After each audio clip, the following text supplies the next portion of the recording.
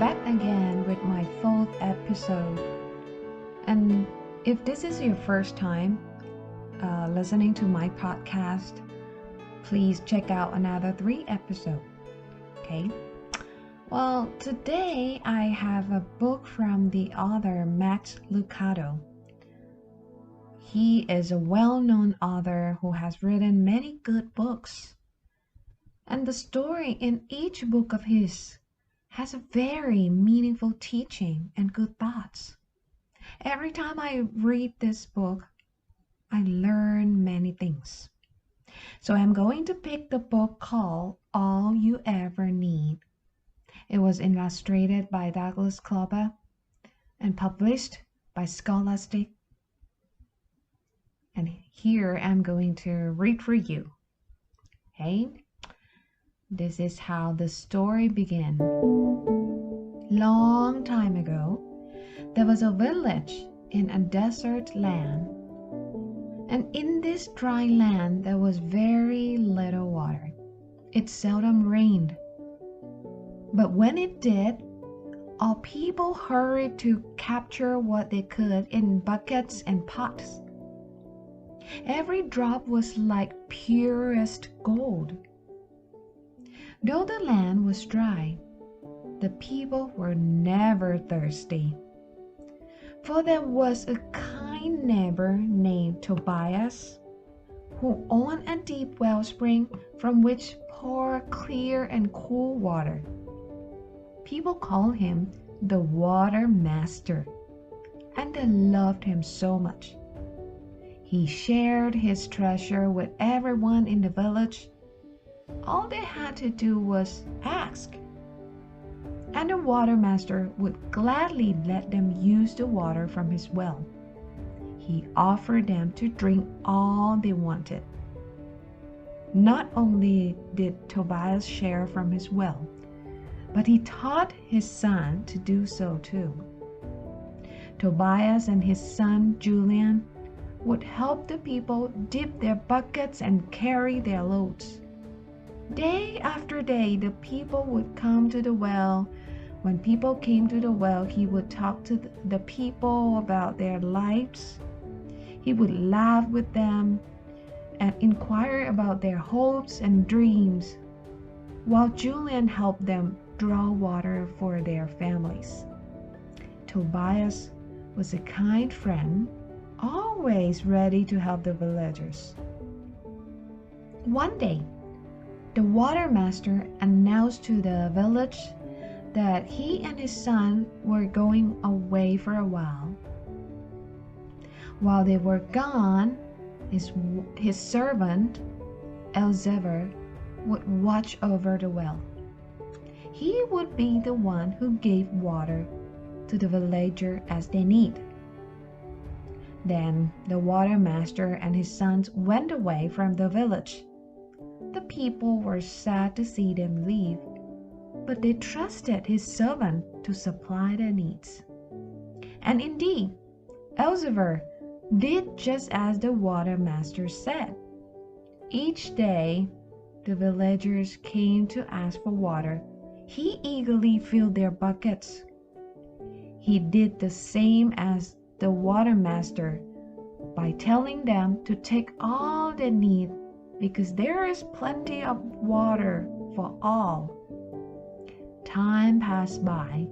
The village went about its business as usual. But then one day, Elzevir noticed that the villagers were not grateful when they received their water. They just took their full buckets and went away without one word of thanks. These troubled Elzevir so much that he decided to stop giving water to everyone. He totally forgot the kindness of the Water Master. Instead, he announced to the villagers that from now on, he would not give water to those who were not thankful. So the people were surprised. After Elzevir's announcement, all the villagers tried hard to remember to say thank you to him when they received the water. Sometime later, Elzevir noticed that some people were unkind to their neighbors and mean to their animals. Again, these issues bother Elzevir, so he decided to give water only to nice people.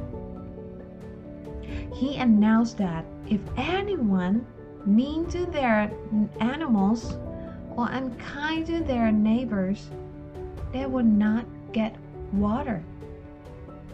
Oh, the people worked hard to please Elzevir so they would not go thirsty.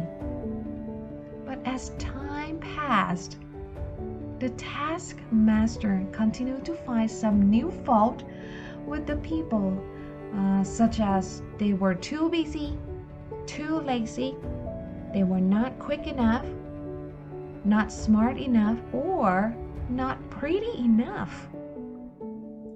With each decision, fewer people were given water.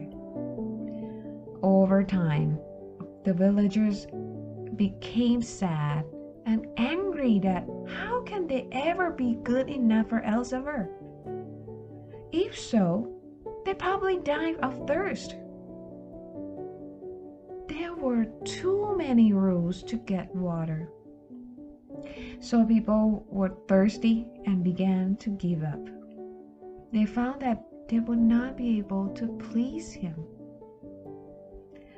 While they were shouting, there was a man with his head covering quietly approached the gathered villagers. Elzevir thought that he probably came to get some water too. So he asked the man to show how he was worthy of this water. But the man didn't answer. Instead, he quietly walked to the well and told all people that he came to help them. Elzevir was angry and asked him who he thought he was to come and help the people. Suddenly, the man uncovered his head, and all people could see his familiar face. He was Julian, the son of the water master.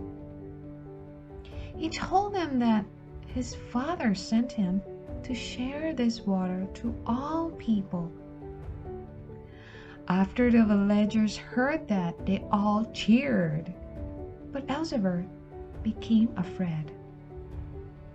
The villagers wanted to revenge him by not giving water to Elzevir, but the son rebuked them that his father's water was a gift to all people, including Elzevir. If water were given only to good people, who could drink? The son declared to them that freely you have received, freely give. The people were silent and knew that the son's words were wise and true.